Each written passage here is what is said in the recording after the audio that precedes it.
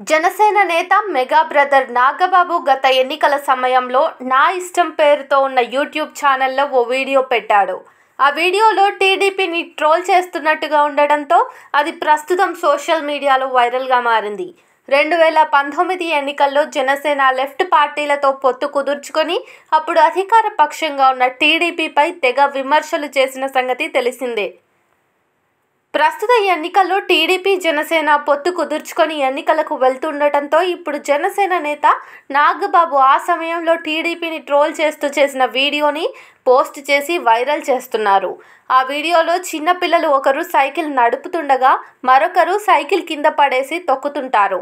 అక్కడికి వచ్చిన నాగబాబు ఆరోగ్యం బాగుండాలి అంటే సైకిల్ తొక్కాలి, అదే రాష్ట్రం బాగుండాలంటే సైకిల్ని తొక్కాలి అని చెబుతాడు. ఇక ఈ వీడియో చూసిన నెటిజన్లు తెగ షేర్ చేస్తున్నారు. అంతేగాక ఇప్పుడు ఎలా తొక్కాలి చెప్పండి సార్ అని, రోజులు ఎలా ఉంటాయో తెలియదు కాబట్టి ఎప్పుడూ అతి చేయొద్దు అని పలు రకాల కామెంట్లు పెడుతున్నారు. కాగా తన ఎన్నికల్లో నాగబాబు జనసేన అభ్యర్థిగా నర్సాపురం ఎంపీ స్థానానికి పోటీ చేసి ఘోర ఓటమి చవిచూశారు.